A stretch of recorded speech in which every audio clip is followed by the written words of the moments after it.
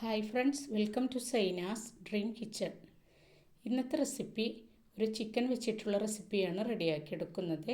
ചിക്കനൊക്കെ ഇഷ്ടപ്പെടുന്നവർക്ക് തീർച്ചയായിട്ടും ഇത് ഇഷ്ടപ്പെടും. അപ്പോൾ ഇതുപോലെ ട്രൈ ചെയ്തിട്ട് അഭിപ്രായങ്ങൾ അറിയിക്കാനായിട്ട് മറക്കരുത്. ഇന്ന് പെരി പെരി ചിക്കനാണ് റെഡിയാക്കിയെടുക്കുന്നത്.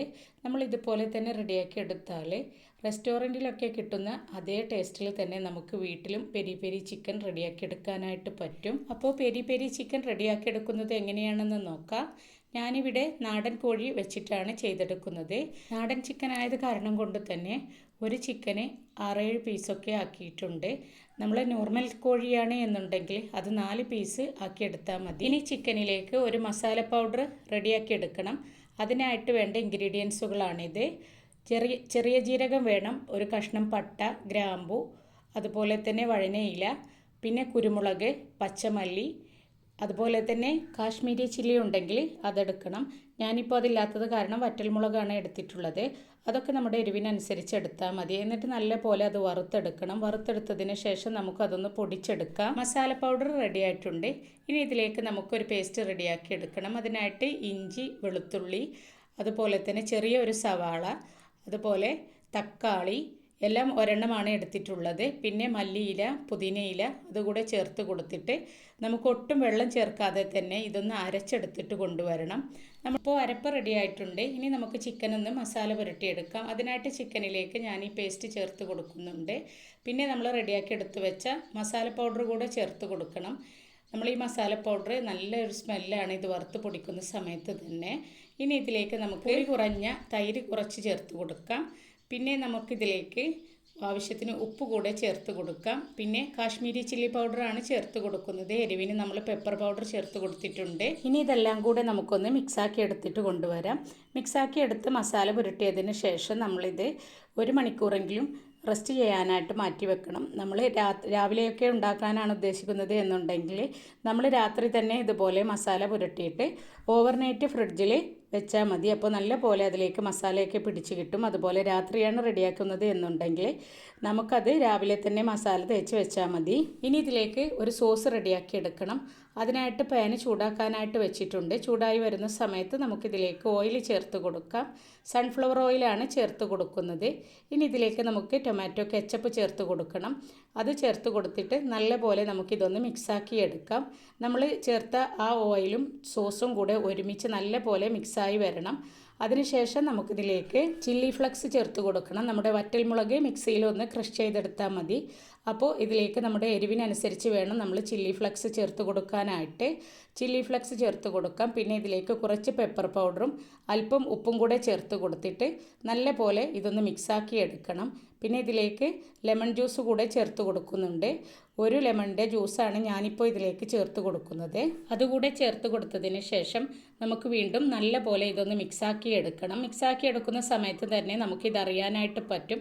ഒരു തിക്കായിട്ട് വരും. ആ തിക്കായിട്ട് വരുന്ന സമയത്ത് നമുക്ക് തീ ഓഫ് ചെയ്ത് കൊടുക്കാം. ഞാനിപ്പോൾ അല്പം ഉപ്പ് ചേർത്ത് കൊടുക്കുകയാണ്.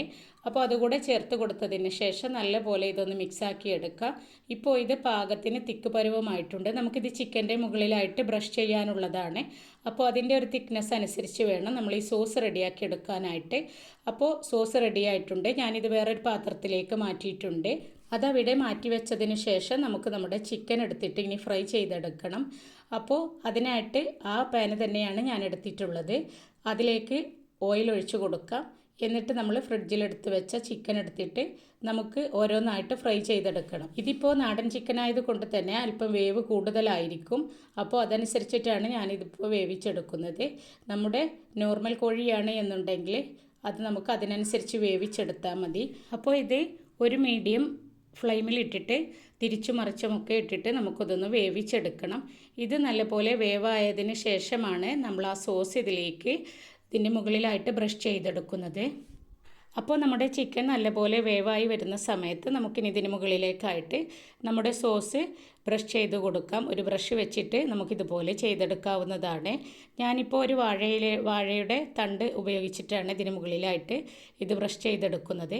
ഇതുപോലെ നല്ലപോലെ ബ്രഷ് ചെയ്തെടുത്തിട്ട് തിരിച്ചിട്ടിട്ട് നമുക്ക് മറുഭാഗവും ഇതുപോലെ ബ്രഷ് ചെയ്തെടുക്കാം. ഇങ്ങനെ ഒരു 2-3 മിനിറ്റ് നമ്മൾ ചട്ടിയിലിട്ടിട്ട് ഇതൊന്ന് ഫ്രൈ ആക്കി എടുക്കണം വീണ്ടും. അപ്പോൾ നമ്മുടെ ചിക്കൻ എല്ലാം അതുപോലെ ഫ്രൈ ആക്കി എടുത്തിട്ടുണ്ട്. സോസ് ബ്രഷ് ചെയ്തെടുക്കുന്ന സമയത്ത് സോസും അല്പം സ്പൈസി ആയിരിക്കും.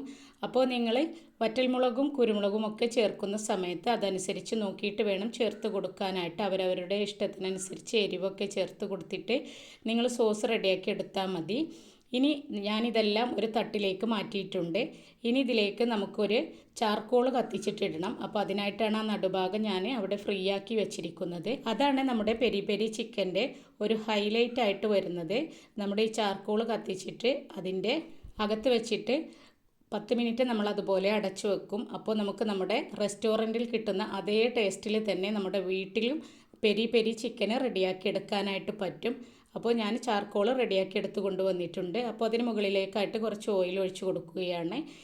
ഈ പുക ഇതുപോലെ വരുന്ന സമയത്ത് നമുക്കൊരടപ്പ് വെച്ചിട്ട് ഇതൊന്ന് അടച്ച് കൊടുക്കാം. അതിനുശേഷം ഒരു 10 മിനിറ്റ് ഇതുപോലെ വെക്കാം. അതിനുശേഷമാണ് നമ്മൾ ചിക്കനെ അതിൽ നിന്നും എടുക്കുന്നത്. അപ്പോൾ നല്ല ടേസ്റ്റി ആയിട്ടുള്ള നമ്മുടെ പെരി പെരി ചിക്കൻ റെഡി ആയിട്ടുണ്ട്. ഇതുപോലെ ട്രൈ ചെയ്യാത്തവരുണ്ടെങ്കിൽ തീർച്ചയായിട്ടും ട്രൈ ചെയ്ത് നോക്കണം.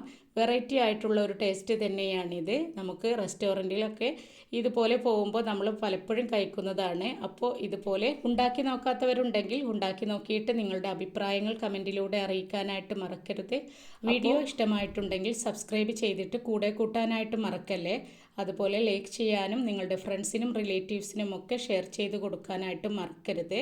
ചിക്കൻ ഇഷ്ടപ്പെടുന്നവർക്ക് തീർച്ചയായിട്ടും ഈ റെസിപ്പി ഇഷ്ടമാവും. പുതുമയുള്ള പുതിയൊരു രുചിയാണിത്. പുതിയ വീഡിയോകളുമായി വീണ്ടും കാണാം. ഇൻഷാ അല്ലാഹ്. Thank you.